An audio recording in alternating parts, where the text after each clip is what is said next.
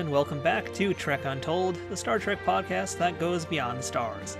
I am your host, Matthew Kaplowitz, and if you can't tell, my voice is kind of not so good this week, and that's part of why I wasn't able to do an episode last week. So let's just talk about that real quick before we start talking about what's going on for this week's episode. So I just went on a vacation a few weeks ago, and I came back, started to get back into things, and then I ended up going to New York Comic Con, which was a bit of a surprise to me. Unfortunately, that put a damper on my plans last week to release a new episode, as you are already aware. And the reason really behind that is because I was working at my full-time job making a video all about New York Comic Con. In case you guys weren't aware, New York Comic Con is the first major convention in the US to come back. It beat out even San Diego Comic Con this year, who only did their event virtually. So the Javits Center was the home to the very first large-scale convention of its kind, and that was kind of a big deal. So full-time, I'm a video editor for a website called The Recount, and I convinced them to let me go ahead and visit the event and do a whole video basically showcasing New York Comic Con's triumphant return, and to also discuss how a convention can possibly run during COVID-19. And really, I've actually been working on this video for the past 3 weeks. I interviewed the event organizers from ReedPop, I interviewed a few exhibitors, I interviewed Brian Volkweiss, who we might be talking to in Trek Untold very soon also, and made a pretty encompassing video all about NYCC, which culminated in me being there, attending it, and talking to all the different folks cosplaying and kind of just getting an idea of what's going on this year. So it was a lot of work, and post-con I'm also feeling the con crud.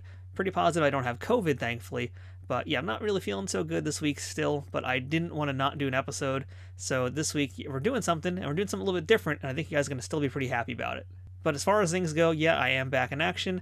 I'm going to be a little slow this week and next. For folks who are watching the video version, you might see that I'm not in my uniform, which I typically am for these introduction videos, and that's just right now to make things easier for me, and next week you might see the same thing as well. I might not actually get in the uniform, might just do it in front of my Zoom camera, just because it's going to help save me some time, make sure I do get a shot next week too, because you know, another big reason why I didn't get a show out was because I was spending so much time working on that particular New York Comic Con video, and all my upcoming episodes are extremely long. We're talking some real deep dives coming up here.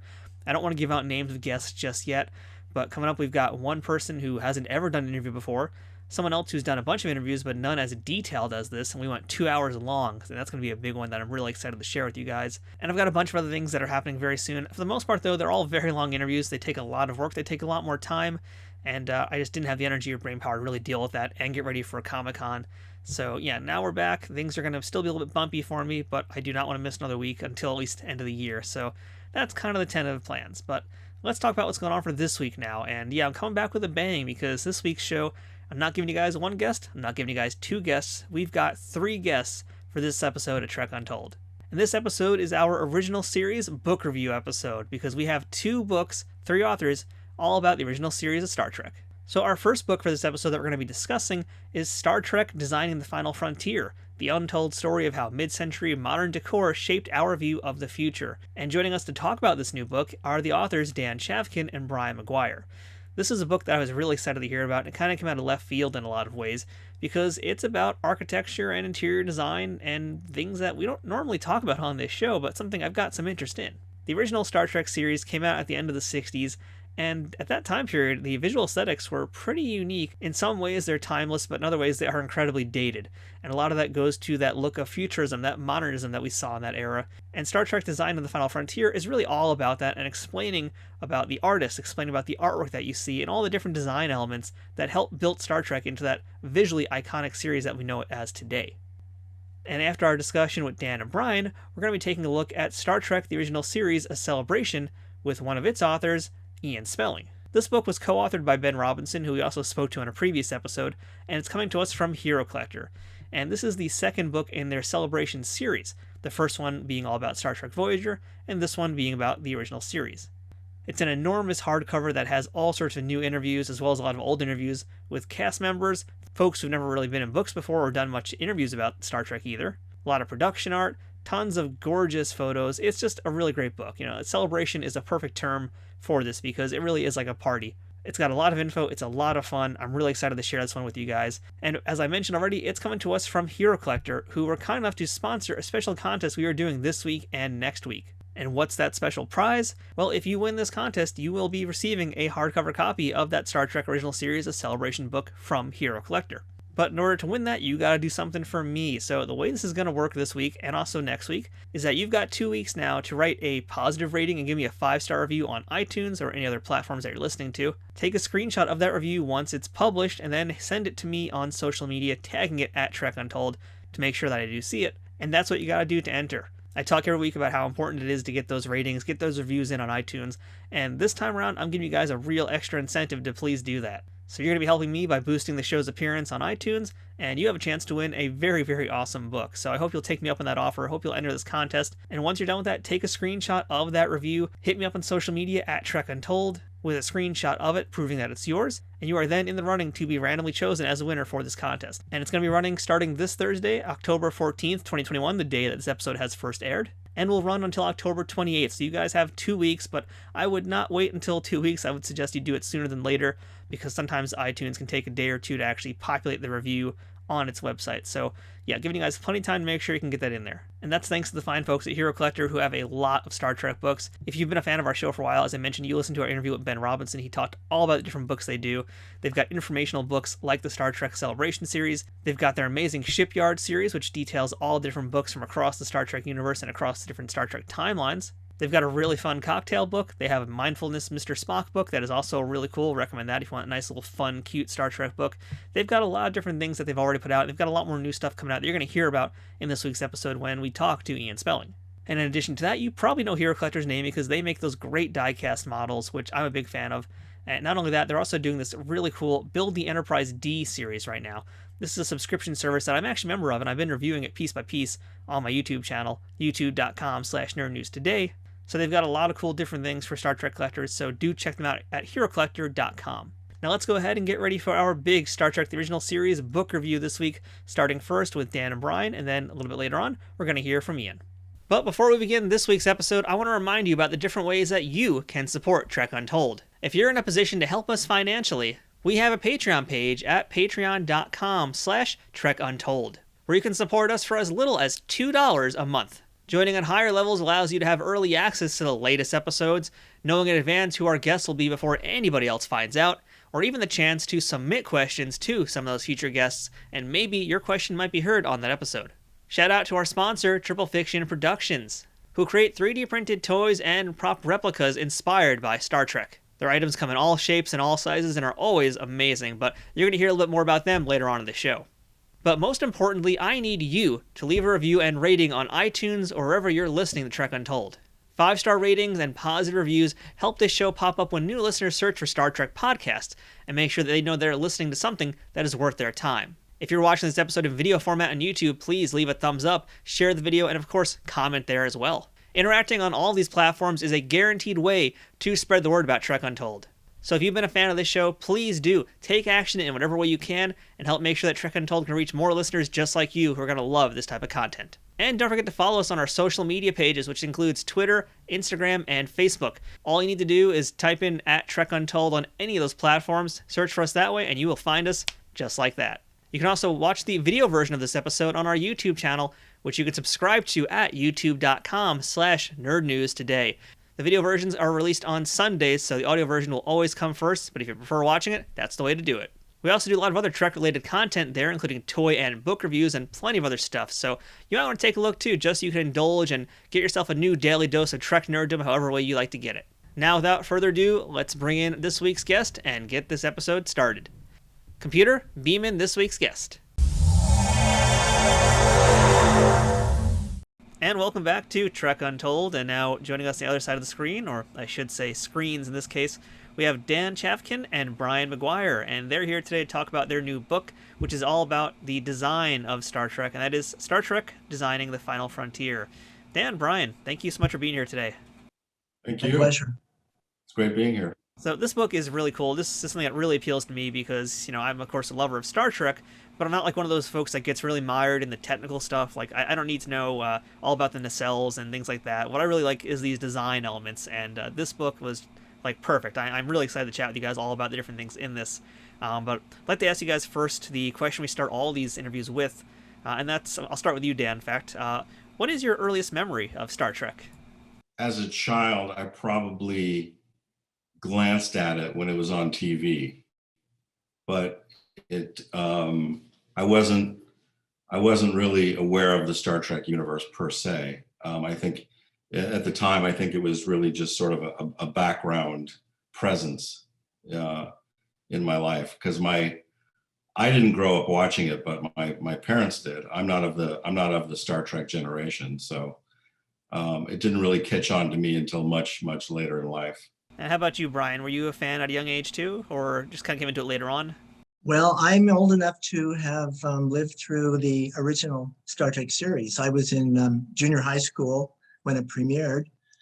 And at that time, we had a black and white television. And it wasn't until 1968 that we got a color television. And so Star Trek was the first show that I watched in living color. And as you can imagine, it just exploded.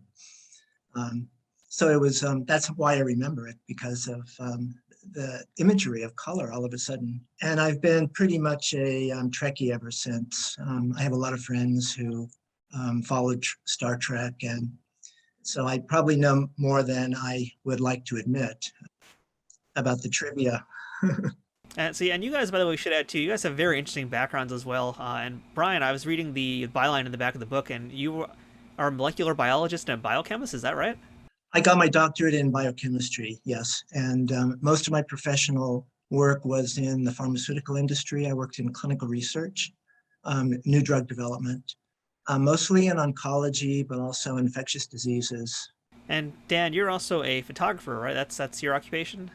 Yes, I've been a professional photographer now for over 25 years. So I'm very, very curious here. I mean, how did basically both of you guys, working in these very different backgrounds, get involved in architecture and design? And I'll throw this to you first, Brian. I mean, how did you get interested in this element of things? Oh, in about 2005, I bought a mid-century house out in Palm Springs. And it was designed by the noted architect Donald Wexler, and it was an all-steel house, so very notable. And so that kind of got me interested in mid-century modern architecture and design.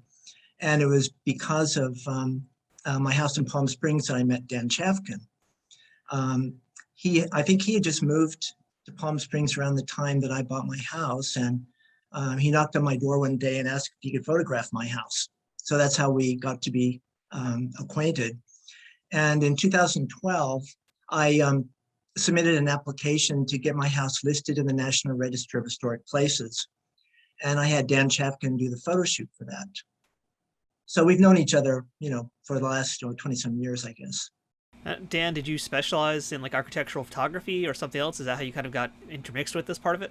Yeah, at the time I had moved to, in 2009, I had moved to Palm Springs from Los Angeles. Prior to photographing architecture, I was a portrait photographer, photographing for, mostly celebrities for major magazines. And, but going back to when I was a student at art school, I really gained an appreciation for mid-century modern design and architecture. And I essentially moved to Palm Springs for the mid-century modern architecture here. And then I've been photographing it almost exclusively ever since. So what is so appealing to you about that specific style of architecture? I really love its sense of purpose and simplicity. Its use of indoor outdoor spaces, walls of glass, and I'm really much into minimalist design, and the modern architecture really speaks to me. And same question for you, Brian. I mean, what has got you so interested to buy this amazing sounding house? I've seen some photos; it's a gorgeous looking place. What got you really interested in this style of architecture? I've always found that the clean, simple lines of modern architecture are kind of a metaphor of a clean and simple life. And I think all of us strive for something uncomplicated and uncluttered and clean and simple. So I think that's why modernism is attractive to so many people. It divorces us from the clutter and the mess of a more traditional setting. It encourages you to be less cluttered, I think. That's a good way to put it. I like that idea behind it, especially. So I'm kind of curious now. You guys have met. You've taken photos of your house now. So when does this mutual interest of Star Trek come about? It's really born out of my formulating the concept for the book, which came about 5 years ago. It came out of my sort of unceremoniously finally watching the original series. I essentially binge watched all the episodes of all 3 seasons, and it wasn't until then that the idea for the book was hatched. And since the idea was formulated around, or based in, rooted in Star Trek, and knowing that Brian was very much a Trek person, I needed help in that area because it's not my area of expertise. And so I reached out to Brian, and I basically, intimated to him my idea, and he immediately was very enthusiastic and helpful. And I have to ask you guys too, have either of you gents been to a Star Trek convention yet? Have you done that as part of your quote unquote research? Have you guys been to one yet? No. No, I haven't. No. No, we got to change that now that things are getting a little bit better in the world. We got to have a book tour, and we got to have that happen at one of the conventions. So we'll see if we can make that. We'll see if we can figure that off camera, maybe. Yeah, I'd love to. So let's talk about Design of the Final Frontier, which is such a really awesome title too. But before we get super deep into the book itself, I want to kind of see if we can define some terms for a lot of my audience who might not understand these elements of art we're going to be discussing. And a few of the terms that come up quite often are futurism, modernism, and brutalism. And of course, there are several other isms kind of sprinkled across the book, but I think those 3 are the main ones that we see a lot of. So can you kind of define what these art styles are and what general examples you would see of them in a Star Trek show from the 60s? Well, I heard the word brutalism, and that's your expertise. So I'm going to give that to you.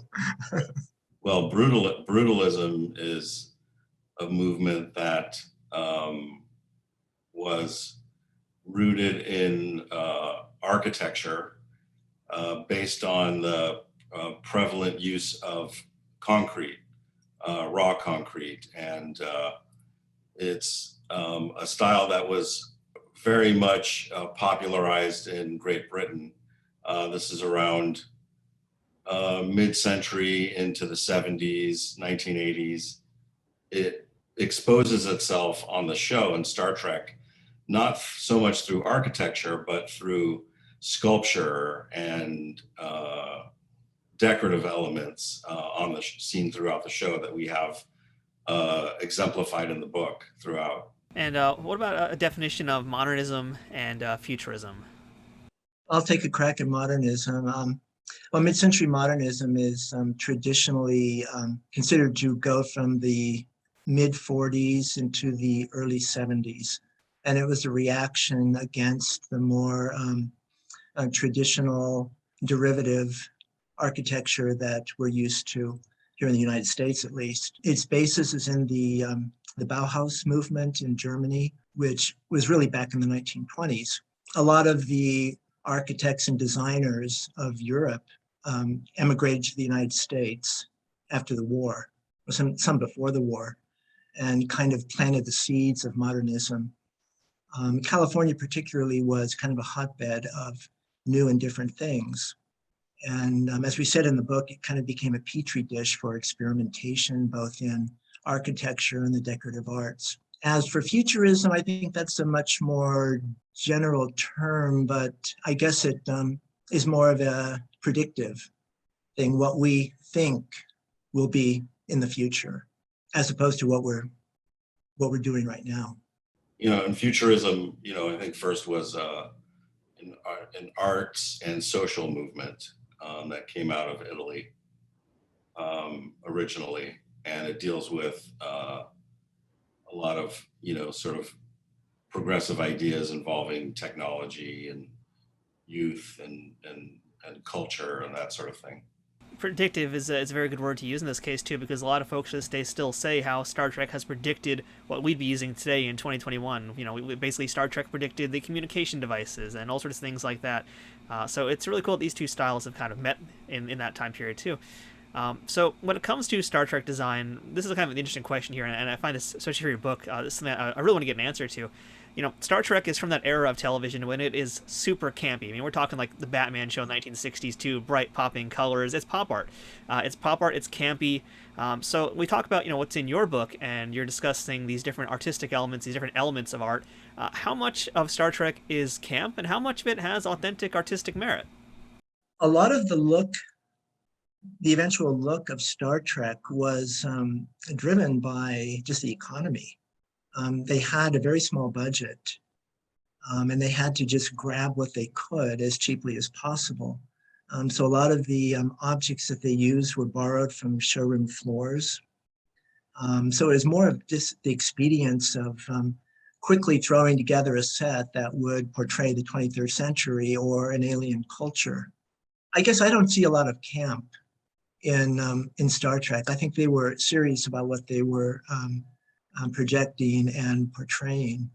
And again, they had to do the best they could. So if it appears campy today or dated, it's simply because they were on a budget, and also with regard to special effects. There's a limit to what they could do back in the 1960s. I think the color palette was a bit camp because it was sort of oversaturated. But again, that was, I think that was done somewhat, it seemed to me somewhat intentionally, because they certainly with the set designs had control over that and the look of it.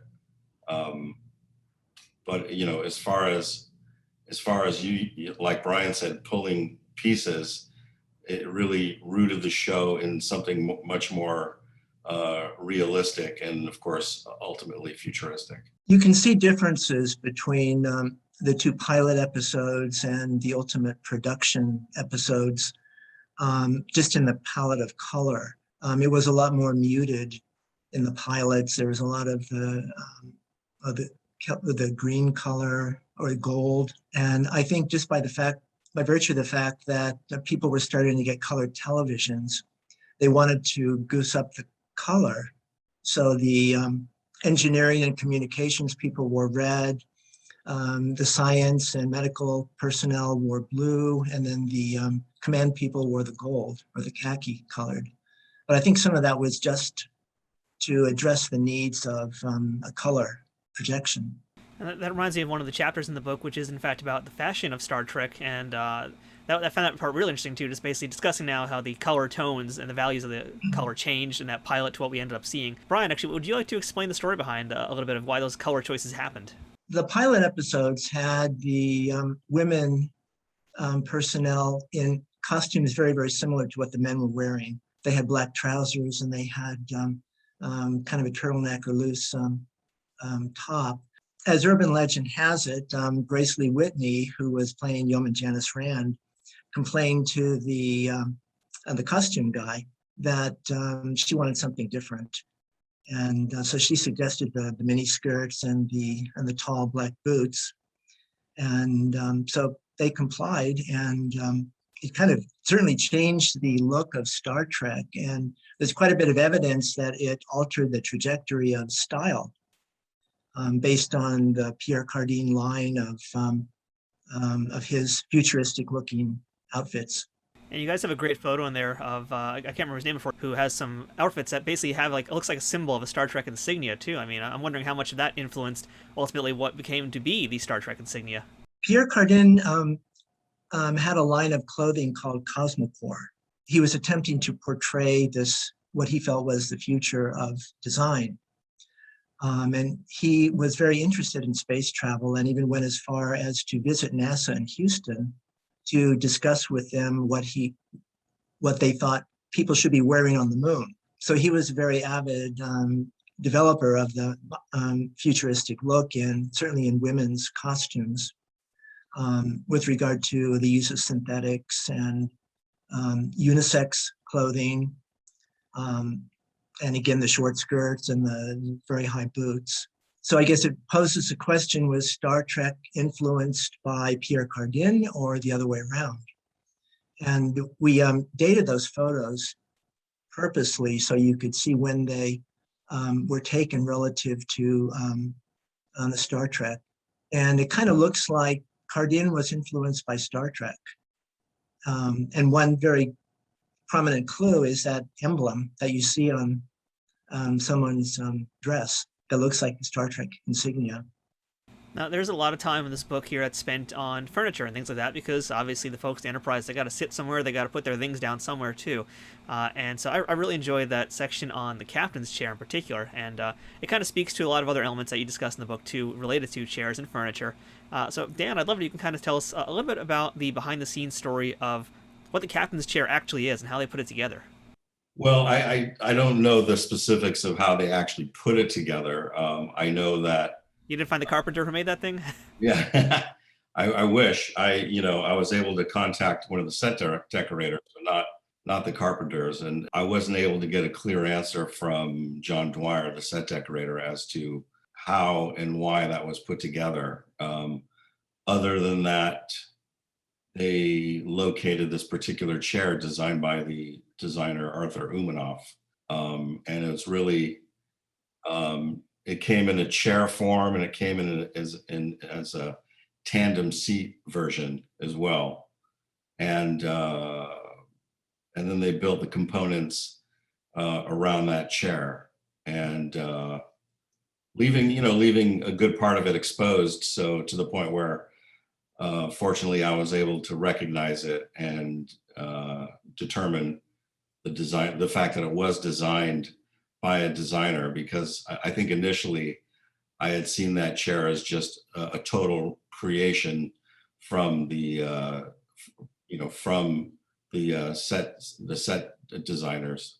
It's surprising how on that show too that a lot of the chairs are very much functional, but others you probably would look at today and be like, what? Why are they even a thing? And it turns out that they actually are real things that were sold to people. What comes to mind, in fact, is from the Cloud Miners episode, the ribbon chairs. I love that section of that too. I mean, there's a lot of design elements that Star Trek uses that were for functional purposes, but just look so like the ribbon chair, very far out. It's, I think, a very appropriate term to use here. Yeah. I'll throw this to either of you guys here. I mean, what were some of the really bizarre set pieces that you guys found that turned out to be actual real things?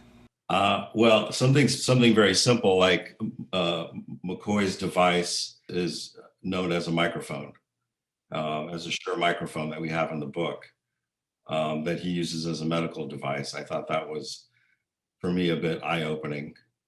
Certainly, I don't know. I think there was a really kind of great relationship between the items that were pulled for the show, and as they coexisted with everything else on the sets. I thought they worked very well. So I don't know if anything totally stood out or came as a complete shock or surprise to me, but perhaps Brian, you could.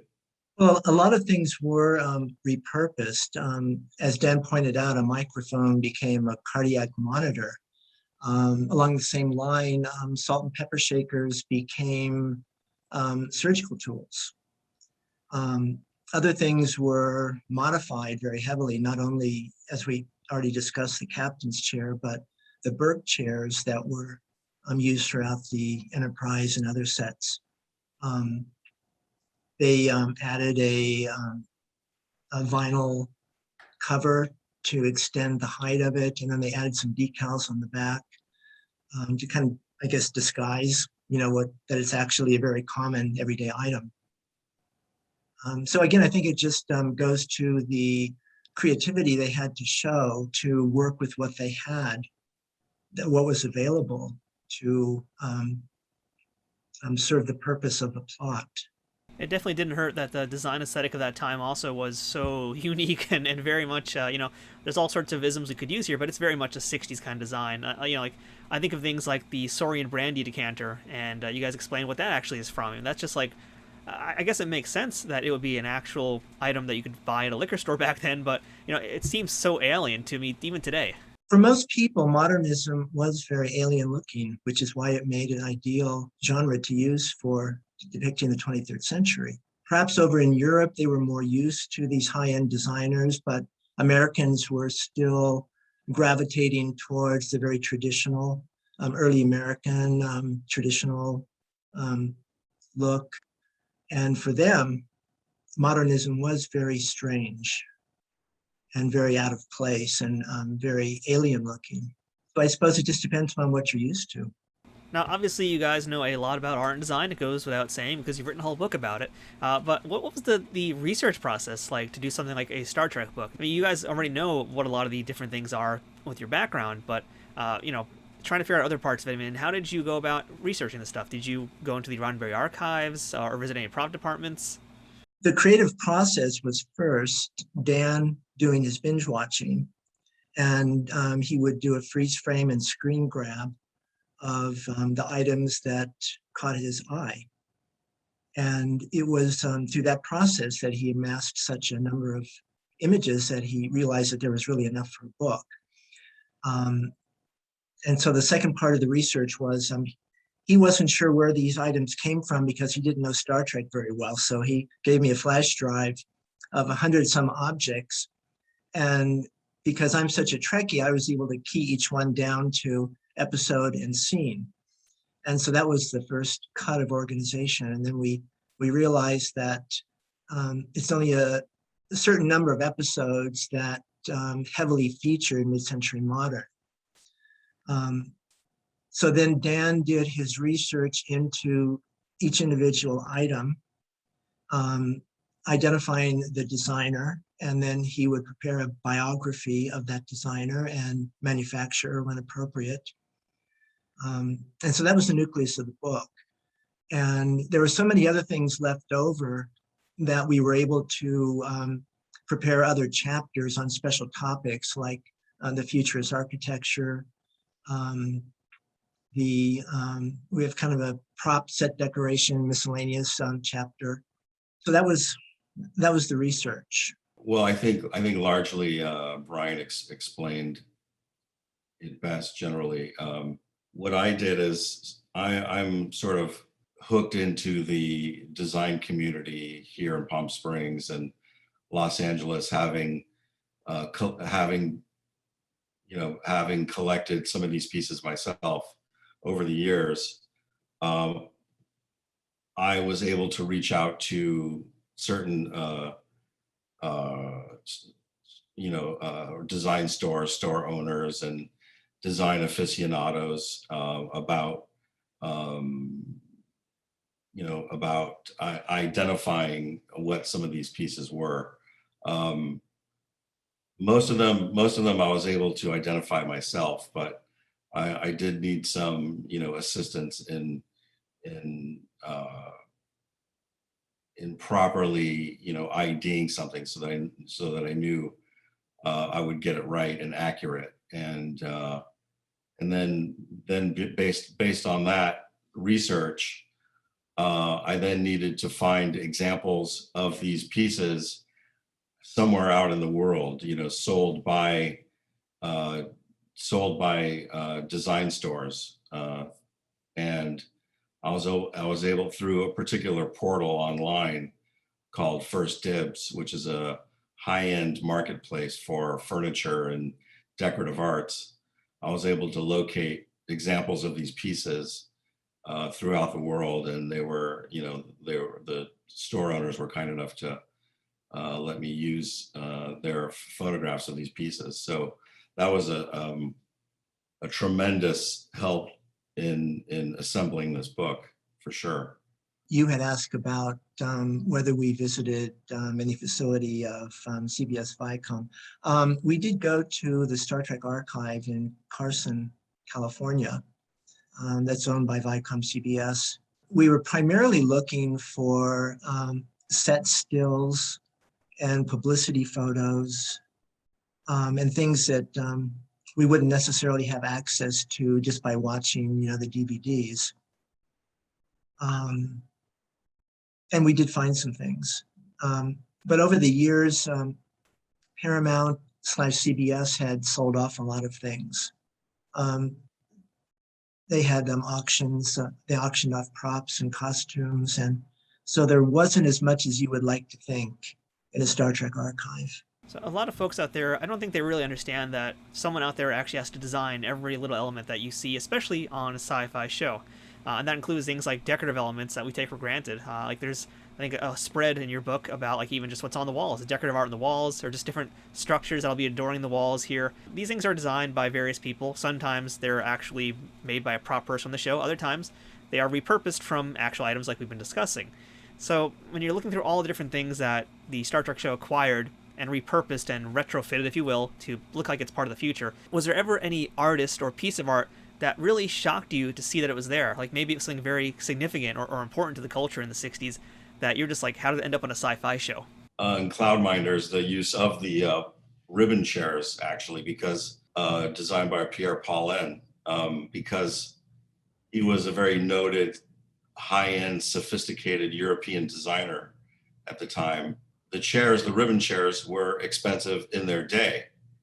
They're manufactured today. You can still buy them, but they're very expensive. And so I thought that was eye-opening to see such a high-end, sophisticated piece of furniture used in one of the episodes of the show. In that same episode, there were quite a few metal sculptures. And according to John Dwyer, he had acquired those from some metalworking artists somewhere out in the San Fernando Valley. And they were actually the bases of tables. So John just removed the tabletop and it became a sculpture. So this book is all about the original series, but and I know that's pretty much like your love letter to the original series. What about Next Generation? What about Deep Space Nine? Do you guys have any interest in researching those shows at all? I never warmed up to any of the reboots. I watched The Next Generation, but once you've seen the original series, nothing measures up. So, it's going to be a lot of angry Trekkies out there listening to that.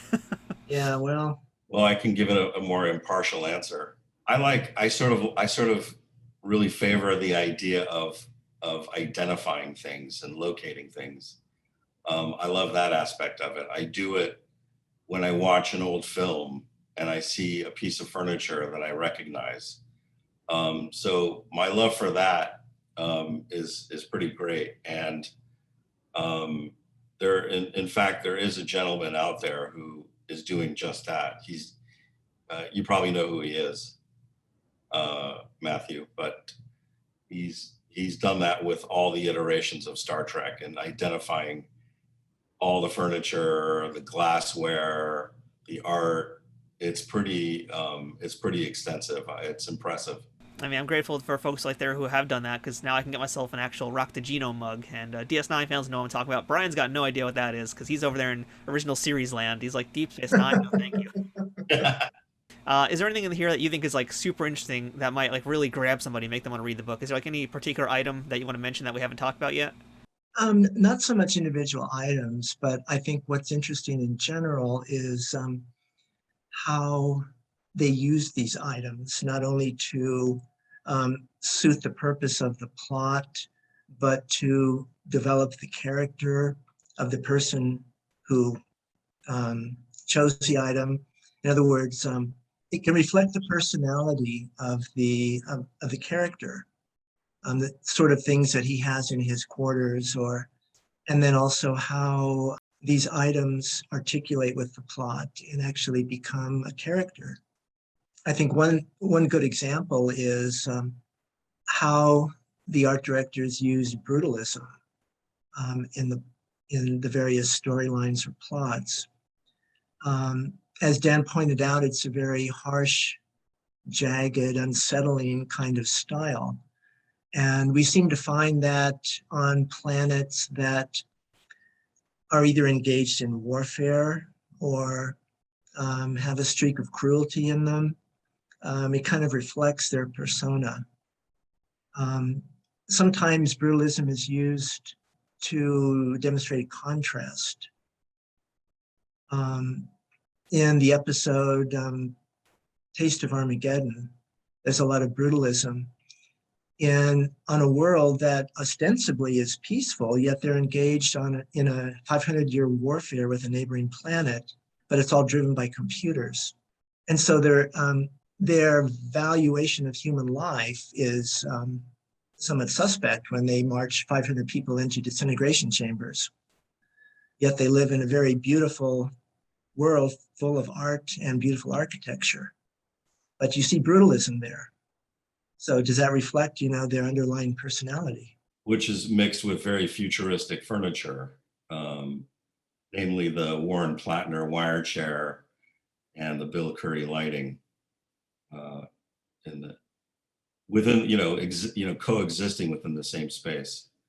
So it's a very interesting relationship, an interesting mix of styles of soft and hard, which I find very intriguing. All right, so last question for this episode here, and I'll throw this to you first, Dan. Of all the things that you researched, of all the different pieces of furniture, all the different pieces of art and design that you discuss in the book, is there a personal favorite that you have, something that you just love seeing, that gives you a smile on your face whenever you see it in Star Trek? I think because I'm a fan of the designer Paul McCobb. He was the one who designed the molded fiberglass origami chairs that are seen in Trouble with Tribbles. So the episode itself puts a smile on my face. It's one of my favorites. I love it. I love it for its lightness and its comedy. But I also love the use of the origami chairs in the cantina seen throughout. And then of course the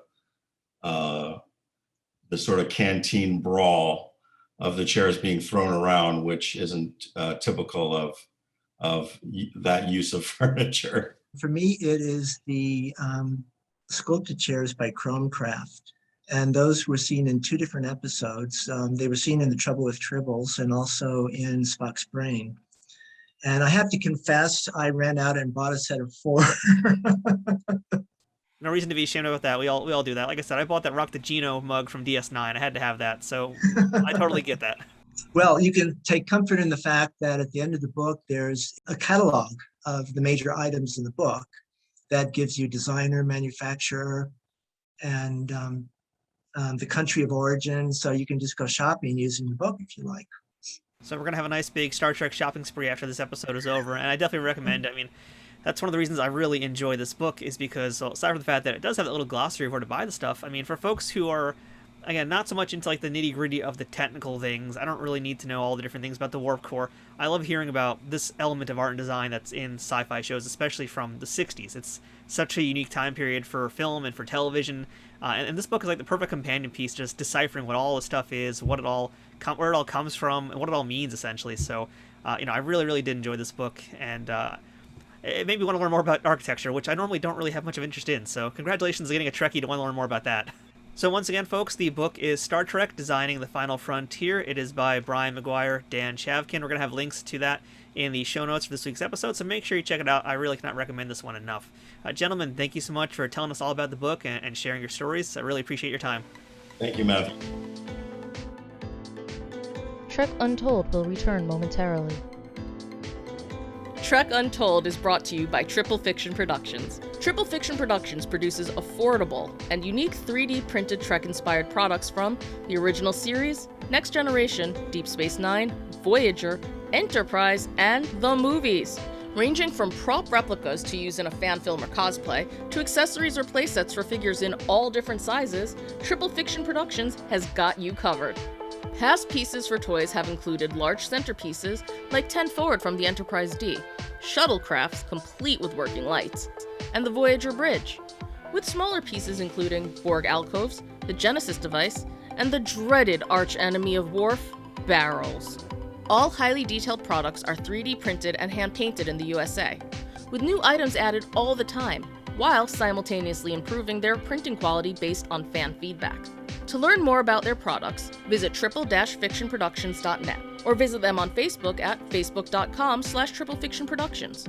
Want to get 10% off your next purchase? Use code UNTOLD10 at checkout to receive this discount. Not applicable during sales or clearance events. That's code UNTOLD10 to get 10% off action figure dioramas, accessories, and prop replicas. Triple Fiction Productions, taking Star Trek where no 3D printer has gone before. Hi, I'm Armin Shimmerman. And I'm Kitty Swink. 17 years ago, I was diagnosed with pancreatic cancer. I didn't know it at the time, but I had a 4% chance of surviving 5 years. As her husband, I was very scared. But he never let me see that. You are a rock. Thank you. Thank you. Pancreatic cancer is the third leading cause of cancer-related deaths in the United States, with a 5-year survival rate of just 10%. We want it to be much higher. Much higher. It's 6% better when I was diagnosed, but not high enough. More than 60,000 Americans are estimated to be diagnosed with pancreatic cancer in 2021, and more than 48,000 will die from the disease. Because symptoms are often vague, it can be hard to detect. Like the rest of the world, the Star Trek universe has been struck repeatedly by pancreatic cancer. Not only those of us that work on the show, but our fans around the world as well. It is why we came together with so many others to work with the Pancreatic Cancer Action Network, the leading patient advocates committed to fighting the world's toughest cancer. PanCan is working hard to create better outcomes for this devastating disease through its groundbreaking research in early detection and better treatment options. PanCan drives progress by funding life-saving research, providing personalized patient services, and creating a community of supporters and volunteers who will stop at nothing to create a world in which all pancreatic cancer patients will thrive. You can help support their important mission by donating at pancan.org today. We donated. Won't you do so too? Please, make it so. We now return to Trek Untold. And welcome back to Trek Untold, and now joining us is our second guest for this week's episode. We've got a guy who has been a part of the Star Trek universe for a long time. We're talking about deep roots here in the Star Trek world. This is a person who is now an author, he's a journalist, he's been a fan for his whole life. We've got Mr. Ian Spelling with us here today. Ian, how's it going? It's going okay. How are you? I'm doing good. It's really great to meet you. Like I said, I mean, we've been talking here and there on and off for a while now since I started the podcast, and it's nice to actually be able to chat with you and see face to face, who the heck Ian Spelling is. There you go. Now you know. Yeah, so you're getting a visit to my office. It's a very nice office. I'm jealous of that pinball machine. Do you know what that is? I don't. That is Gorgar. That is the first talking pinball machine at my local record store on Long Island. It was the $6 Million Man in Gorgar for many, many years. And it was always my 50th birthday midlife crisis idea to get that as a gift for myself. For my birthday, all of my friends chipped in and gave me the cash to go get it. Long story short, it took 2 years to find it.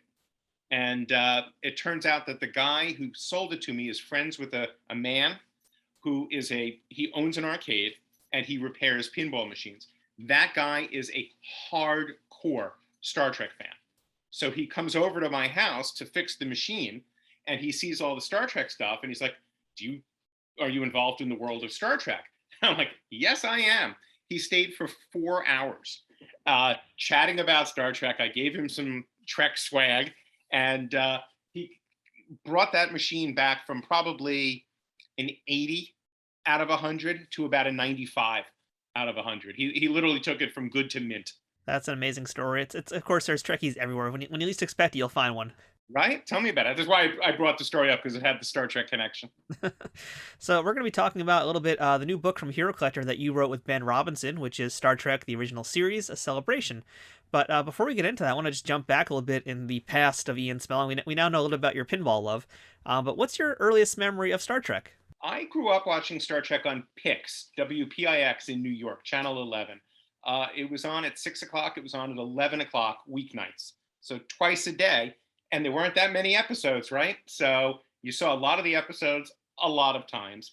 And my mom would occasionally let me watch Star Trek and eat dinner in my room.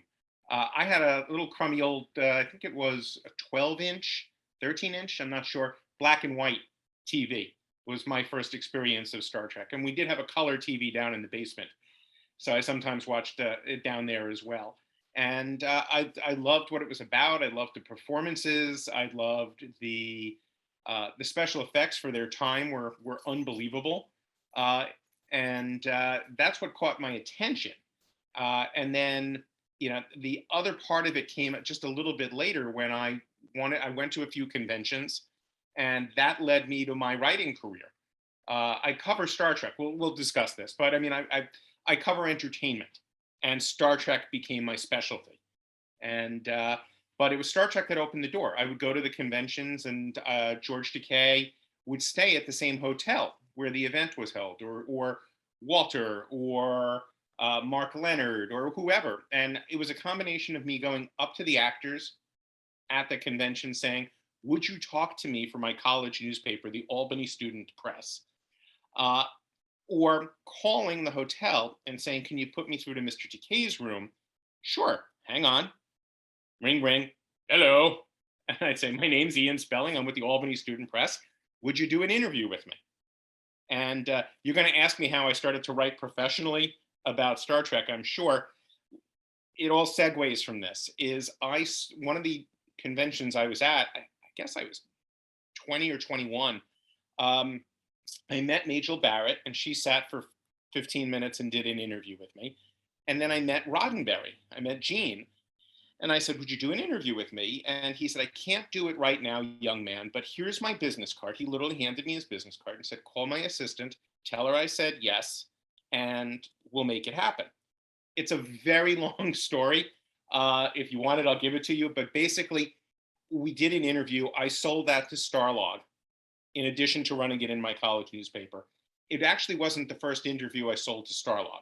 It was the third, but it was the first Star Trek interview. And that's what got me going with Star Trek and Starlog. And I ended up writing for Starlog for 24 years until they went out of business in 2009 and became their Star Trek guy. And sorry if I go off on tangents, but everything is connected. That's game 6 Degrees of Kevin Bacon. Everything in my life connects back to Star Trek. So there's tons of stories to share, which are kind of fun. But go ahead. What else do you want to know? Yeah, I mean, you basically do this interview for me now. I'm just going to take a nap. You keep talking. This is fine. Yeah, this is easy. Yeah. My wife will tell you I won't shut up. Go on. But yeah, let's actually take a jump back real quick. I want to ask about your origins in writing. In fact, you kind of mentioned how you got started writing in Star Trek a little bit, but as a kid, were you writing like Star Trek fan fictions? Did you always know you wanted to be a writer? No, I was never writing Star Trek fan fiction. Here's the key thing with me in Star Trek. I love it. I couldn't tell you in episode 6, Captain Kirk wore this tunic, or the pips were missing. I think it's one of the things that's actually helped me in my career with Star Trek. It's what got me the job at StarTrek.com, where I was the editor for 9 years. When I got the job, they said, we needed somebody who really knows it, but isn't such a fanboy that they won't, that they'll be too excited when they interview Leonard Nimoy, that kind of a thing. So I was that kind of balance of, I love it, but I could also be a professional journalist at the same time. And I think that's served me well. I was writing for my college newspaper. I think the first piece I wrote was a review of The Right Stuff. Happened to be, in that realm, but it wasn't, that just happened to be the movie I saw. And then in the first interview I did for my college newspaper was Robert Klein, the comedian, because he came to play Parents Weekend. And then I got Hal Holbrook because he was doing his one-man Mark Twain show. And then they wanted coverage back in the mid 80s. The studios wanted coverage from college newspapers. So they do these events called junkets. When you read articles about or see TV clips, interviews with talent for movies, those are often done from press junkets. And they invited college students to some of the adult junkets. And then there were also separate college junkets. But when I was writing for my Albany Student Press, circulation 12,000, I was invited for Cocoon and Prizzi's Honor. And then those were in New York, and I was in New York. And then there was, that was Then, This Is Now, also in New York. And then it was Gung Ho, Pretty in Pink, and Star Trek 4 in Los Angeles. I'm a college kid being flown out to LA, put up at a fancy hotel for a weekend, having access to all these actors. I mean, was anybody bigger than Molly Ringwald in 1986? It was crazy. So that's how the writing really started. And like I said, the Star Trek opportunities fell in line with all of that other writing as well. Pretty crazy. That's a heck of a way to get into the business. I mean, you're just being thrust right into it. That's in the deep end, really.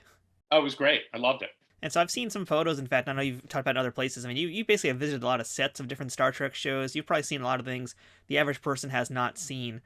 So what's one of your favorite memories from visiting a set of any of the modern shows? The modern shows or or any, because the absolute favorite, no question, bar none, was I went to the set of Star Trek 4 at Paramount when they were shooting the Klingon bird of prey sequence in the water tank in the parking lot at Paramount.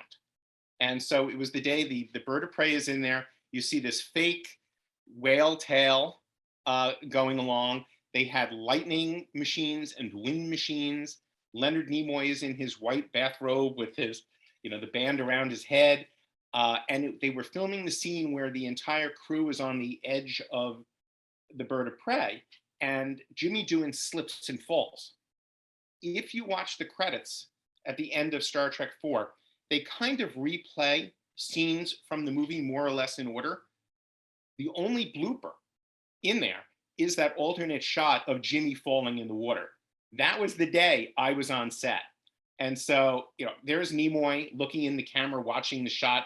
Everybody's laughing hysterically. They let me kind of stand behind the camera, not behind the camera, behind the playback machine, and watch that little bit as well, which was really cool. And that was old school Hollywood at its best. You had hundreds of people creating a storm in San Francisco Bay with an alien ship and a whale. And literally it was a piece of plastic, a thing in the water in a tank in a parking lot at Paramount Pictures. Bar none, that was my favorite. If you're bringing me later in years, I guess it was the whole sequence for First Contact at Paramount. That took up a whole soundstage, that sequence. And it was just, I guess it was Neil McDonough and Michael Dorn working that day with Jonathan Frakes directing the sequence. That was really, really cool. I mean, that's a lot of really awesome behind the scenes stuff, but what about maybe, as a fan, a moment that you got to see that really kind of blew your mind, something that had never been seen before? I mean, were you ever on set for anything that was just like the debut of some new alien or some new character, something that would kind of, maybe shake the fandom a little bit? Probably not. No, I mean, every one of the set visits was kind of cool. I love a character actor named Ron Canada. Ron You spoke to him on the show? Yeah, Ron was the main guest star on, what's it called? Masterpiece Society? Yep, Masterpiece Society from TNG. Right. That was my first ever set visit to Next Gen. And Ron was nicest man, sat and did an interview with me for that, and couldn't have been cooler. I got to hang out for a few seconds with Andrew Koenig, Walter's son, when I was an extra on Deep Space Nine. They let me be an extra, and he had a small guest role on the show. So I got to meet him and introduce myself and, say that I knew his father and the whole 9 yards. And that was very cool. But no, it wasn't. I mean, I was there on Enterprise when Marina and Jonathan were working on the finale. That was interesting. Because, you heard about later all the complaints about that episode, but at the time they thought they were really doing a nice bow on the whole, what was it, 19 years of the Rick Berman era, 18 years? I'm forgetting the exact number, but that was meant to be a Valentine to, the Star Trek fans who were with the shows during that whole Berman period. And I can tell you from being there that their heart was in the right place, but I can understand why a lot of people were upset that why are they giving so much Enterprise time to TNG actors, and why are they devoting so much story to turning this into a holodeck sequence from Next Gen? So I got it, but at the time I thought it was actually pretty cool. I can't let you go too far because you mentioned you were an extra on DS9. I got to learn about that. And by the way, that episode you're talking about is Sanctuary. We also spoke to Deborah May, who was in that episode too. Yeah. So how did you end up getting to be an extra on that episode? And were you like one of the aliens? Like, what was your costume? I ended up being an extra twice on Star Trek. I was doing a weekly column for the New York Times Syndicate called Inside Trek. And then I was also writing for Starlog. And I was also writing for the official Next Gen, Deep Space Nine, and Voyager magazines. So there was a lot of Star Trek that I was involved with. Oh, and Titan's Star Trek magazines as well, their official magazines. So I was interviewing for Titan for Star Trek Monthly, Rick Berman, every month. And he and I just got very friendly. And one time I was interviewing him and I said, Rick, can I ask you a favor? I would like to be an extra on the show so that I can do a story about that experience of being an extra. I'd love to do a makeup thing, but nothing too long because I want to write about, being on set. And he said, sure, we'll make that happen. So that was Sanctuary. I was a Bajoran, and I'm just in the background. I could probably find it somewhere. The publicity people took a photo of me with Avery and I think it was Nana and had to be Terry and Cullum and a handful, most of the cast. And they all autographed it for me, which was very cool. And I got to keep my Bajoran nose, which I finally had to throw out. It got too yucky over the years. But basically, I earned $99 for that. You got paid just under $100 for being an extra. You are there for hours and hours and hours and hours. And you may or may not even be in the shot. You may or may not make it even if you are in the shot. They could just expand the frame and push you out. Les Landau, who directed that episode, went out of his way. He liked my column. It ran in the LA Daily News, so it was his local newspaper that ran the column among many other papers, but the one in LA was the Daily News. And he said, "Oh, I like what you're doing. I'm going to make sure you're in a shot. We can't cut you out." So I literally in ops. I walk behind Colomini, and there's no missing me. You'll notice in the episode I'm wearing a toupee, which always cracks me up. And it was great. And like I said, it just took 45 minutes. Michael Westmore did my makeup, which was insane. And at a convention, I guess it was the last convention before the pandemic in 2019, I found we had a set photographer follow me. And so he took photos of Westmore doing my makeup, and I got Michael to sign it for me, which is like one of my prized possessions. It's very cool to have the Oscar-winning makeup artist, sign it, do my makeup and sign the photo of him doing it for me. And then I was a Drayan soldier, Drayan, in Innocence, which was an episode of Voyager. That was a different situation, which was really interesting. Again, this is a couple of years later, and I said to Rick, I'd love to come back out again. We want to do a day in the life story. This was for Starlog, a day in the life of Star Trek. And he said, give me more. And I said, I'd get to the set at 7 a.m. I would interview the security guard. I'll interview the craft services people. I will interview the sound guy. Let's get what it's like to be on set. And that was the day. They were also shooting Deep Space Nine, and they were working on one of the movies. So I literally crisscrossed all the sets. I went to Berman's office. I went to the editing bay. I sat with the people who make the food at Craft Services. I spoke to, LZ, the security guard who stood in front of, the soundstage. I spoke to Tim Russ. There's a photo of me interviewing Ron Moore and Brannon Braga, and I'm in my costume from the episode. It was just really very, very cool and very strange. And again, $99, you don't get a credit, and there's no residuals as well. You don't get any extra money. But I'm in the episode. It's this gray costume. I look like I'm in a potato sack, and basically just some spots, and then they put a veil over our heads. And there were 3 of us, and we basically hide behind a bush with little weapons in our hands, while Tuvok walks with these little kids who come out of the shuttlecraft. And if you look in the background, if you go to the Memory Alpha page that they have for me, there's a photo of me from Deep Space Nine and a photo of me from the Voyager episode as well. And it was a blast. It was an absolute blast. I'll tell you one fast other story.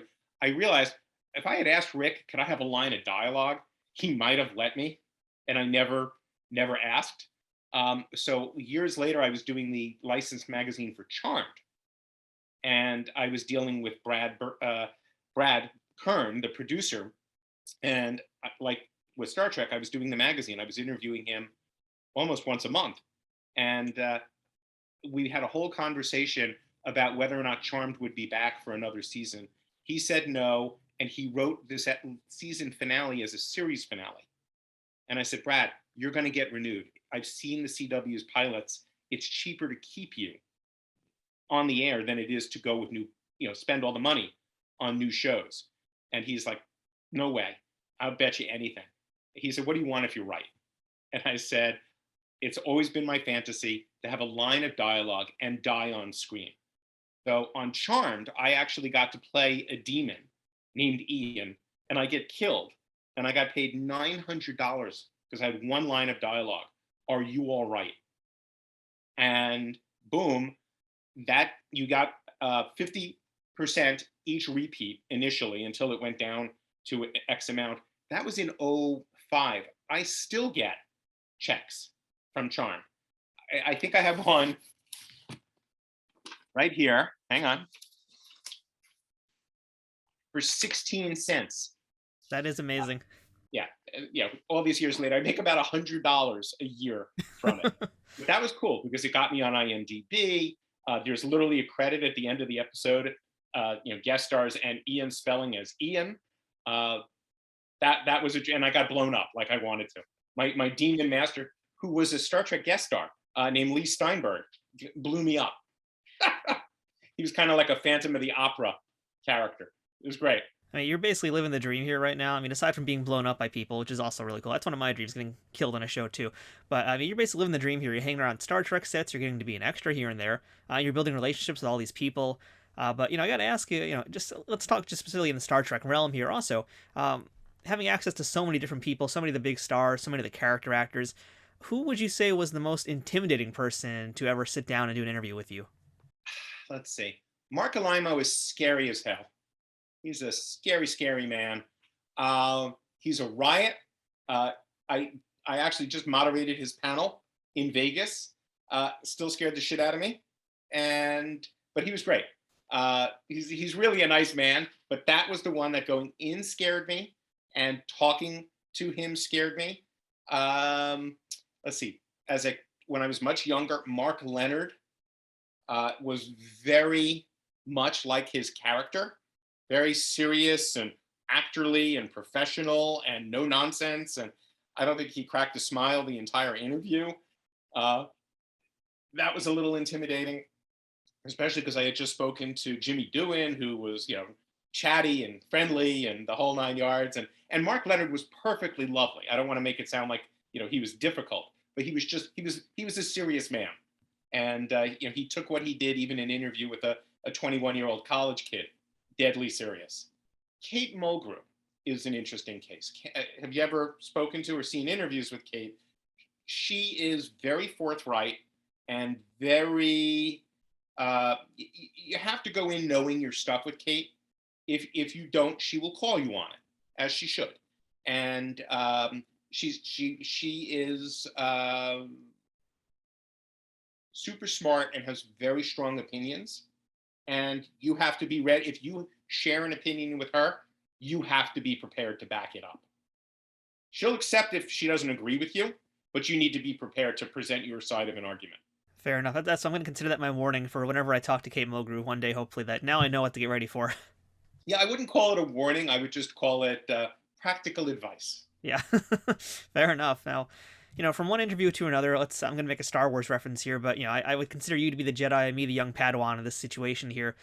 So from one person who does interviews and is a journalist to another, what would you do if you got a guest, let's say that you're interviewing, who's being obtuse, they're not cooperating, or maybe they're just being difficult? I mean, what are some of the things that you do to try and turn an interview from going sour back to being sweet? I mean, my lesson from a couple of editors was always start with what they want to talk about. So if they're there to promote a new movie or a new episode, or if one of the actors directed a show, start with that. Start with what you know is of interest to the person that you're talking to.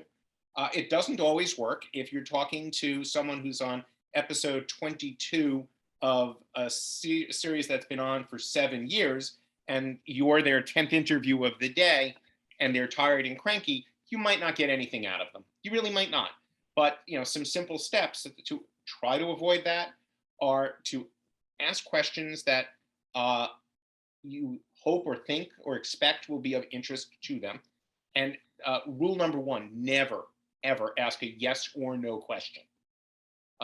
Because you will literally sometimes, if they're not in a good mood, get a yes or no answer.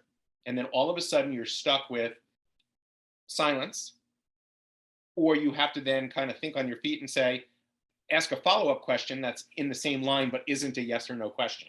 So you're better off not asking the yes or no question. I learned that from a mentor in college, and my editor, I wrote for the guy who edited my New York Times Syndicate Star Trek column for many years, said that's what he lives by. Do not ask a yes or no question. And again, there's some interviews you can't salvage. I've had interviews go south. I've had Star Trek interviews that didn't go great. Not everybody's a great interview. Not everybody is in the mood the day you get them. I did an interview with one of the actors who I'm very, very, very friendly with.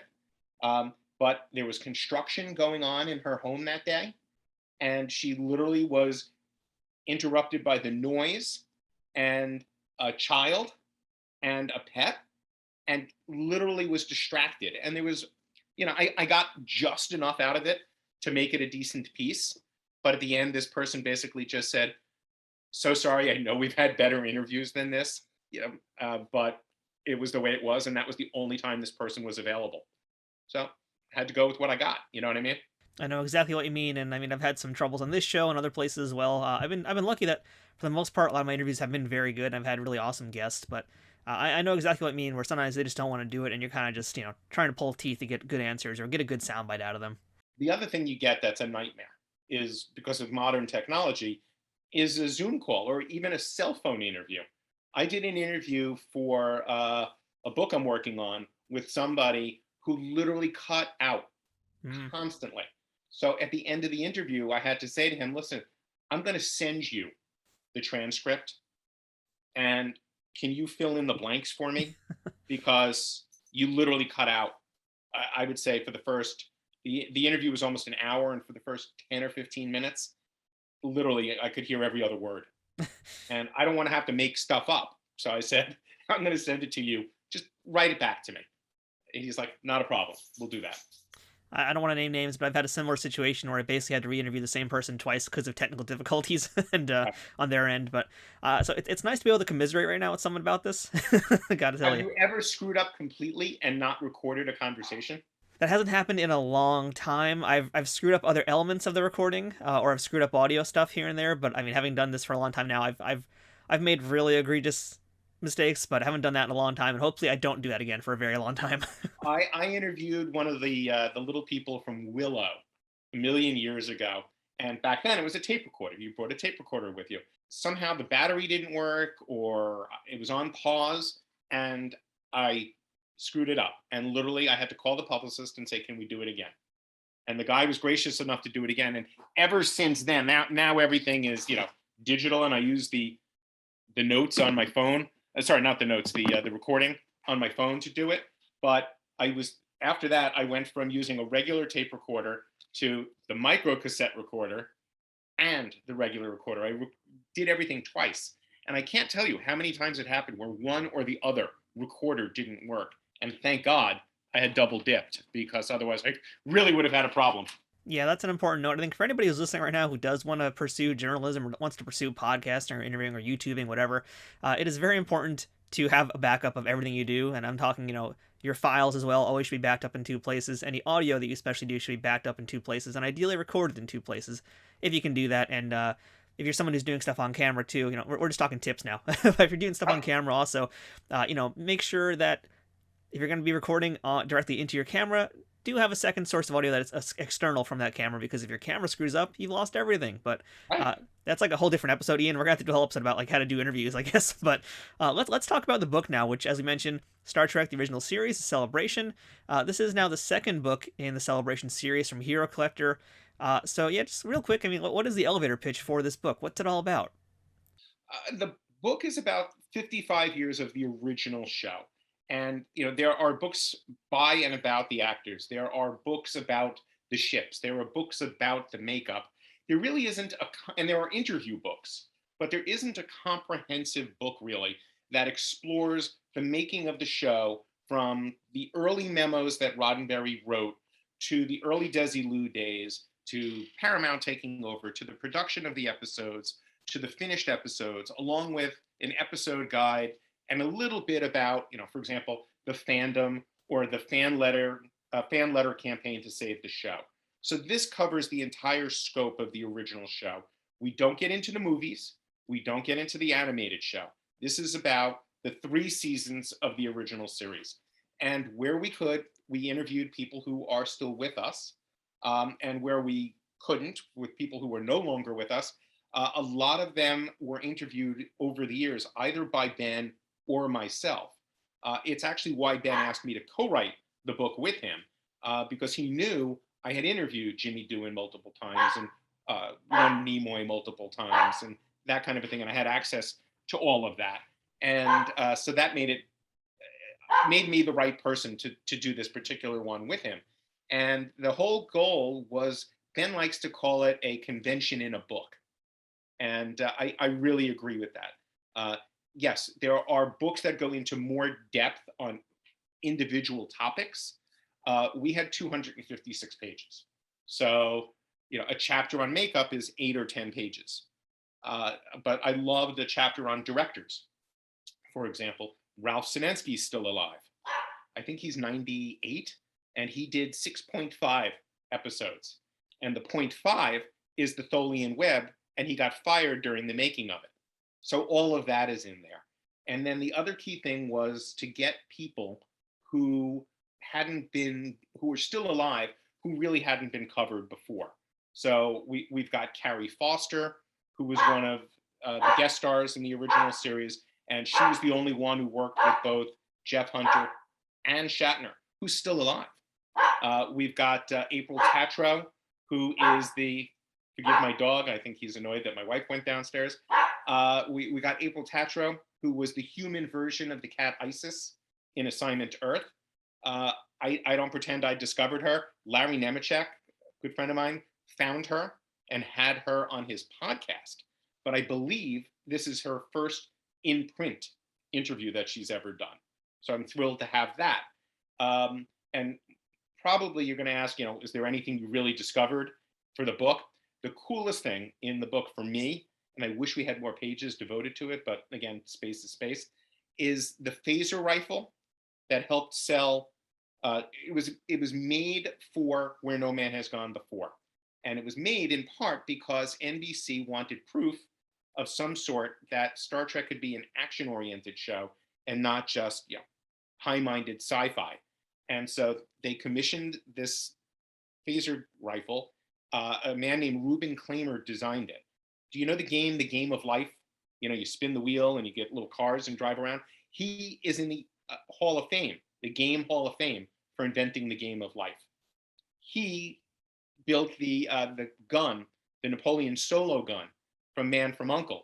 That toy sold a gazillion pieces. And so that's when Roddenberry brought him in for Star Trek. That phaser rifle helped sell the show. Then it disappeared. It was used in the episode. It was used in a famous photo shoot. You see Shatner holding it. He's got signed 1 million autographs of that particular photo. No one ever saw it again. It not only vanished from the set, it vanished from the world. Turns out it was given back to Reuben Klamer, who had it for 40 plus years. He sold it at auction a few years ago for almost $250,000. Okay. Klamer was 99, and I tracked him down in March. It took me 2 weeks of sleuthing on the internet to try to find the man. His assistant calls me one day and says he's too sick to do, interviews right now. If he feels better, we'll try to make it happen. I don't know. A month later, the phone rings and it's the assistant saying, Mr. Klamer's having a good day. Do you want to talk to him? So I dropped everything and did the interview on the spot. And that was March of 2021. He passed away last month. So we have what is either one of or the very last interview that he ever did in the book. And that's really, really, really cool because it lets him share what he feels is his place in Star Trek history. And I'm telling you, there are certain pieces in Star Trek. If Roddenberry hadn't done this, if this actor hadn't done that, if Jeffrey Hunter had, all of these things, we don't know how the game would have changed for Star Trek. If B. Joe and John Trimble didn't do the letter writing campaign, would we still have, would Star Trek be what it is? This guy is right in there with those what ifs. If Reuben Klamer didn't design that phaser rifle, I don't know if NBC would have picked up Star Trek.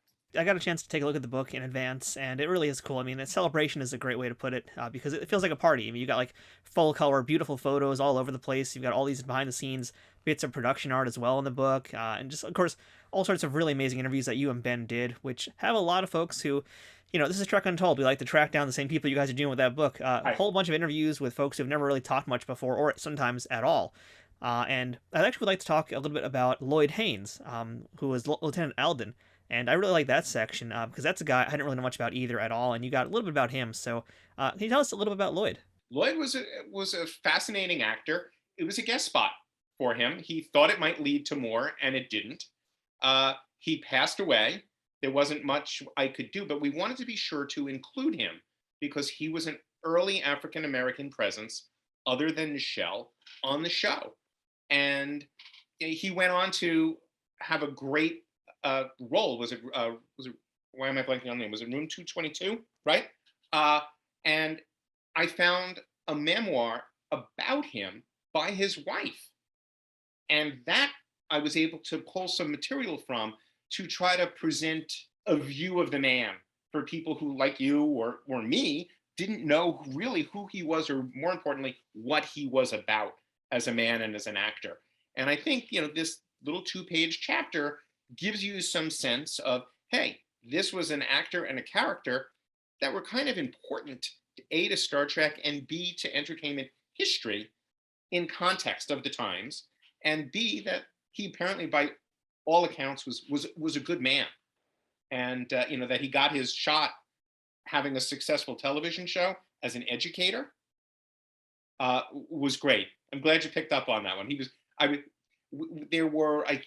don't quote me on this, or I guess I'm being quoted, but You're late now. I think we had 18 guest stars that we were including in the book. And simply because other chapters we decided needed to be longer, in some cases it was just easier to cut out some of the guest stars. So unfortunately we did. And so there were a number of pieces that didn't get in there. And we had debates about, well, do we keep this one or this one? And he was one of the ones I said, please, let's keep him. I think he's important. Well, since you mentioned what got left on the cutting room floor, or if this is DS9, what we left behind, in the case of these interviews that you didn't get to use, are there any plans to put them out in Star Trek magazines, anywhere else? Are these going to be able to be seen somewhere, somehow? I'm going to be honest with you and say they have. The ones, there's no new interview that didn't get used. Okay. In some cases, if I was on the phone for an hour with somebody and the chapter's 2 pages, obviously I didn't use all of the material, but the best stuff is probably in the chapters that are in the book. I would word it that way. But there's no new interview. Let's see, Sandy Gimple is in there in the stunt section. Bobby Clark is still in there. April Tatro has her thing. Andrea Dram is in the book. All of the new interviews were included in the book. All right, well, that's good to know. And, there's also just lots of new stuff I didn't know about old characters we've already known a ton of things about. Like, I like there was a part about Captain Kirk, and there's a section about how Gene Roddenberry was having a hard time really finding the character of who Kirk was. And I'd love it if you can kind of just tell us a little bit about that story, too, about, I guess, if you will, finding the character of Kirk. You know what? A lot of characters become the actor over time. Somebody creates it, then they start to write for the actor. It really wasn't so much the case initially with Kirk. Kirk was a creation, and Shatner played him, and Shatner had ideas about what he wanted in there. And everybody knows the stories that, Shatner took important lines from other people that upset those other people, sometimes his co-stars, the series regulars, and sometimes guest stars.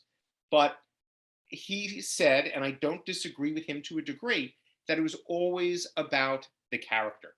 It's Captain Kirk who should know this. It's Captain Kirk who should make this realization. I get this is me pretending to be Bill.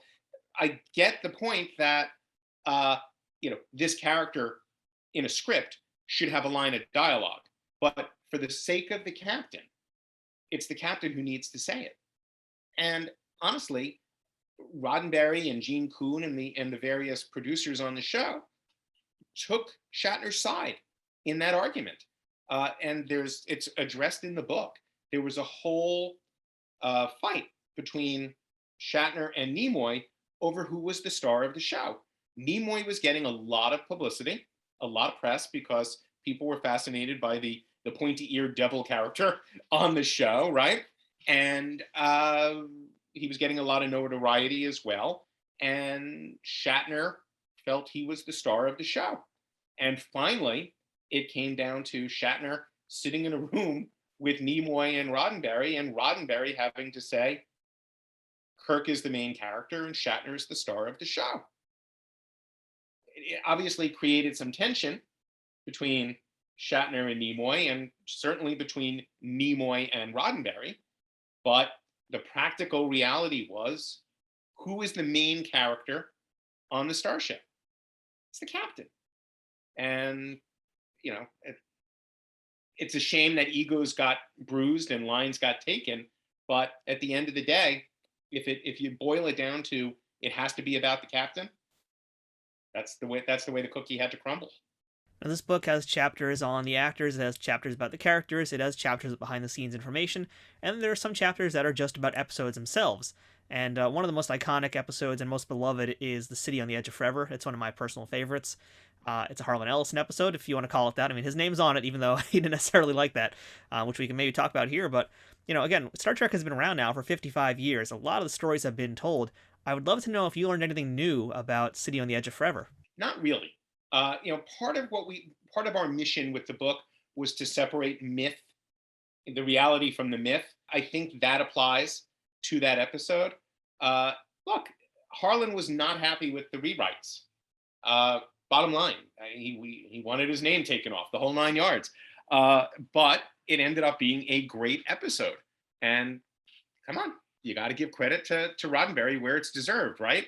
Harlan was probably turning in his grave at the mention of that sentence, but the reality is, they turned out a great episode.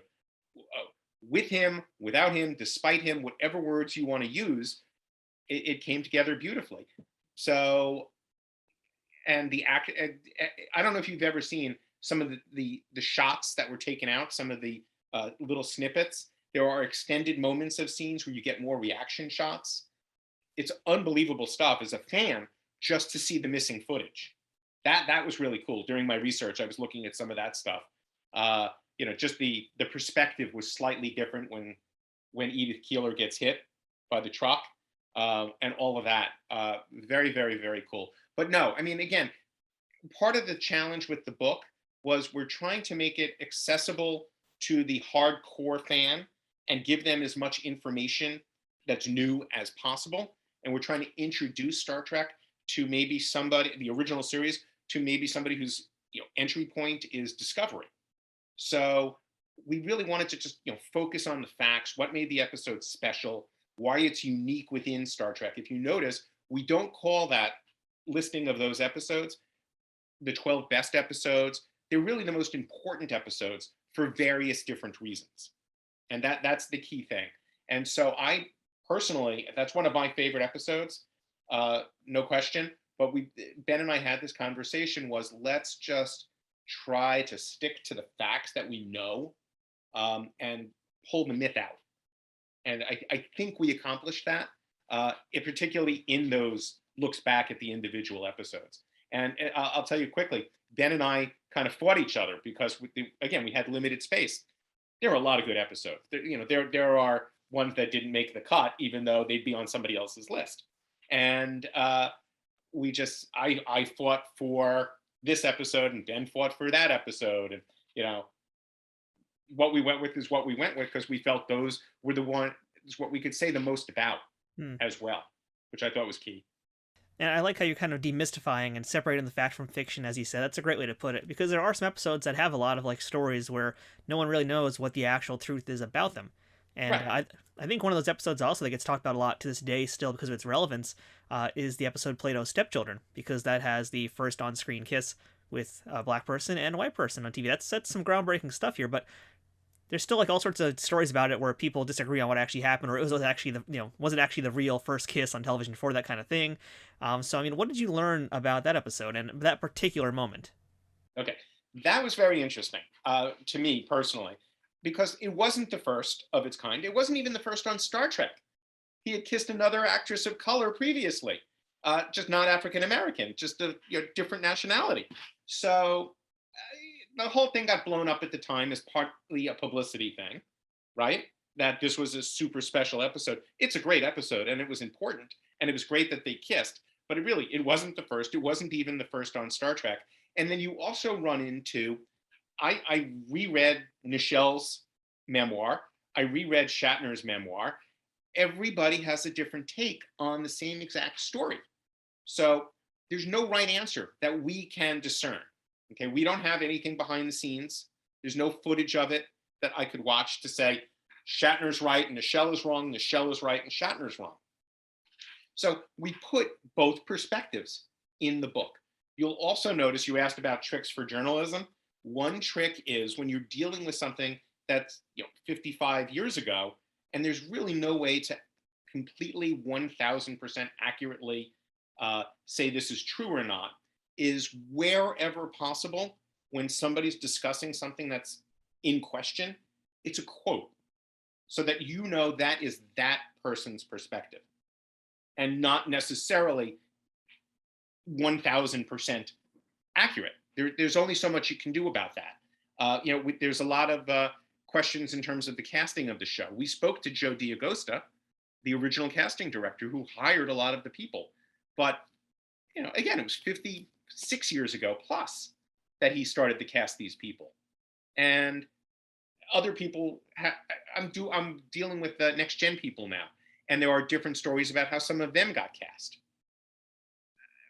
Was Gates McFadden, did she have her choice of roles or not? All of that kind of thing. It's, Rashomon, everybody has a different story. There's another good example in there with the Horda, with Janusz Prohaska, who supposedly came in with the Horda costume and either laid an egg, the Horda shell, or a chicken, like chicken legs that supposedly came out. These were producers who were in the room writing a memoir their own and have different viewpoints of what happened. One of the guys wasn't even in the room and he's telling a version of the story. So who knows? So again, in that chapter, we specifically reference that we're not sure what the reality is. And anybody who has a view of what happened, it's in quotes.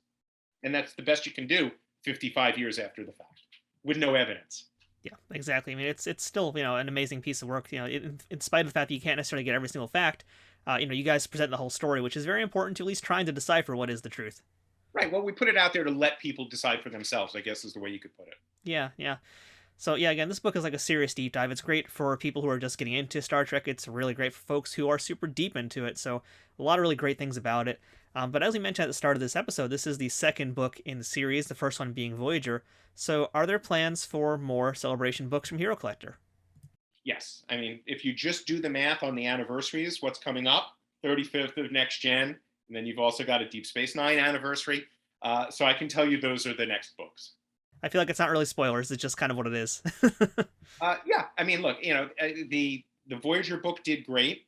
The Star Trek original series book is doing great. It was number one in one of its can't talk. It was number one in one of the Amazon categories about books on art and film, which was amazing, and it's still doing nicely, and it's gotten great reviews. Fans seem to like it. I think we did hit that nail of trying to appeal to newcomers and hardcore fans. I think the hardcore fans will have heard the stories before, but will find some new information. And there are 200 photos in the book, and there are some that I guarantee you that there are a couple that fans have probably never, ever seen. And even the hardest of hardcore fans, there are a couple of dozen shots that people have rarely, ever seen. I was with George Takei at the Star Trek event in Las Vegas in August, and he and Brad, his husband, were looking at the book, and they were looking at the chapter on George/Sulu, and they both said to me, "Where did you get these shots? We've never seen these before." And I saw Brad the other day at New York Comic Con, and he said, "Can you help us get those shots? Because they'd love to have George sign them at autograph shows and events, because it'd be something that he hasn't signed before." So I'm going to try. But that's the kind of thing where if one of the actors from the show is looking at you and saying, "I've never seen this photo before," you've got something pretty cool in your hands. All right, so that is the TOS Celebration book. We just talked about the Voyager Celebration book a little bit also, which is another really excellent book. I also own that one. I love that one too. But what else does Hero Collector have this year coming out? Yeah, there are a bunch of Star Trek books coming up from Hero Collector. They've got Star Trek The Next Generation Nerd Search. If you saw the Tribbles Nerd Search from last year, this is in the same vein. It's kind of a Where's Waldo with mistakes made on purpose from images from The Next Generation.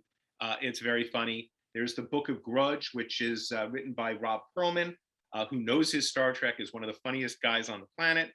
And it's basically inside the head of Grudge as he deals with the humans around him. And it's very funny. And then you've got a couple of more ships books. There's the Alpha Quadrant Volume 1 ships book and a second volume coming up, probably first or late first quarter or early second quarter of next year. And the biggie is A Woman's Trek, which Nana Visitor is writing. And it's unbelievable. She is interviewing all sorts of people. Basically, that book is the women of Star Trek, how it affected them, and how Star Trek affected the women, and how the women affected Star Trek. So it'll be interviews with everybody from showrunners of the current Star Trek shows to people like Kate Mulgrew, to Stacey Abrams, to female astronauts, female scientists, all of it. And that's a work in progress, and that should be out probably in the fall of 2022. So Hero Collector always finding ways to make new Star Trek books. It's pretty impressive. Yeah, and it's not just Star Trek. That's the funny thing. I mean, there's Battlestar Galactica, there's WWE, there's Galaxy Quest, there's the Beatles. Oh, you know what else is coming up? I can actually show you. This is the Star Trek Advent Calendar. And it's an Advent calendar, which means it has 24 separate gifts in it that you open individually. And this is the Next Gen one, and it's a Borg cube.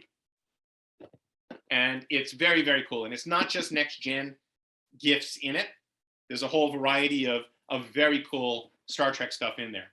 And this is available now for pre-order. And I think it's supposed to ship either in the very near future or in the next few weeks, in time for the holidays. This is unbelievable. I'm actually going up to Ticonderoga tomorrow to do a box opening of this, or an unboxing, as we call it. Yes. And outside of that stuff, is there anything else that you're working on right now that you can tease us or tell us about that's in Star Trek or even outside of Star Trek? You know what? I'm a freelancer, so I do a little bit of public relations. I do a lot of entertainment writing. Right now, I've just been knee deep in James Bond, writing about James Bond. And right now I'm actually writing, I hang up with you and I have to finish my interview with Jason Reitman about Ghostbusters Afterlife that I'm doing. And I get a kick out of things when worlds collide. I literally just saw a beautiful, very heartbreaking movie called Mass, which is a heavy duty independent drama about two families that sit down in the wake of a mass shooting.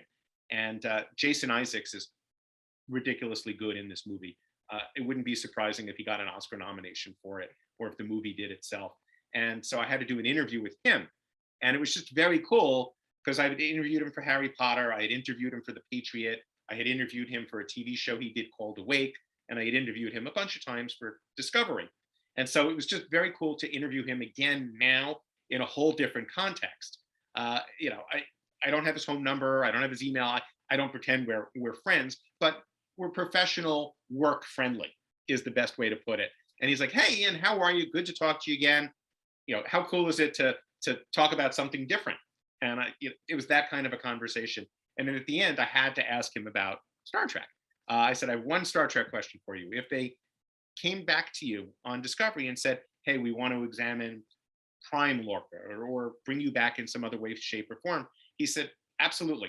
I'm going to be working in Toronto and for something. And if they need me to pop on by, I'm all for it. In fact, I may even stop by and tell them in person that I want to be on the show again. So it was really very cool. And he's a great guy and a great interview. So, and like I said, he's fantastic in this movie called Mask. So, I mean, those are the main things that I'm working on right now. All right, very cool. Yeah, I'm very excited to see all the new stuff that Hero Collector has. I cannot wait to see that Borg Cube in person. And yeah, a lot of really cool stuff from Hero Collector. So once again, the book we're talking about today is the Star Trek original series, A Celebration. We're going to have links for that in the show notes, so make sure you check that out. Ian, thank you so much for chatting with us today. It's been great to, like I said, finally get to meet you and hear all your really awesome stories, because you've had a heck of a career. That's something to aspire to right there. Thank you so much. Great to be on. And that was our chat with Dan Chavkin, with Brian McGuire, and with Ian Spelling, talking all about the different Star Trek books they've got and that are currently out and available to pick up. And as I mentioned, if you want to pick up any of these books, I'm going to have Amazon affiliate links in the description and the show notes, so make sure you check them out. So again, one more time, that is Star Trek Designing the Final Frontier, the untold story of how mid-century modern decor shaped our view of the future, by Dan Chavkin and Brian McGuire. Very interesting, very unique book in the Star Trek market. And Star Trek the Original Series, A Celebration, by Ben Robinson and this week's guest, Ian Spelling. I don't like to review things or talk about things that I don't like on this show, so consider that a seal of approval from me if that matters to you. I think you're not going to be disappointed by either of these books. They're a lot of fun, very different, very interesting. And you might be wondering, as we said in this interview, how can 55 years have passed from Star Trek the Original Series being on TV to where we are today and having still original things to discuss? Well, I think both these books really show how there is, in fact, many untold stories about Star Trek. That's it for this week's episode of Trek Untold. Don't forget to follow us on Twitter, Instagram, and Facebook at Trek Untold, which is just one word in all those platforms. If you're listening to this on iTunes, Spotify, Google Podcasts, iHeartRadio, or any of those other locations, please leave a positive review and a 5-star rating if you can to help show other listeners how much you like this podcast and spread the word. If you're watching this on YouTube, please like the video, leave a comment, and subscribe to our channel at youtube.com/nerdnewstoday. If you're enjoying Trek Untold and in a position to financially support the show, I hope you consider being one of our Patreon supporters by visiting patreon.com/trekuntold, where you can help us out for as low as $2 a month and get some pretty sweet perks. Shout out once again to Triple Fiction Productions, who you can check out at triple-fictionproductions.net. If you're a collector of Star Trek toys in any size or scale, or enjoy prop replicas, you're going to love the quality of their 3D printed products, and I'm sure you will be a repeat customer. If you have any comments, feedback, or suggestions for future guests, send an email to me at trekuntold@gmail.com. I hope you'll beam up again with us next week for another episode of Trek Untold. So until then, I'm Matthew. Thanks for listening, and remember, fortune favors the bold. Trek Untold is sponsored by TrekSphere.com, promoting fan-produced Star Trek content in all forms, is powered by the RageWorks podcasting network, and is affiliated with Nerd News Today.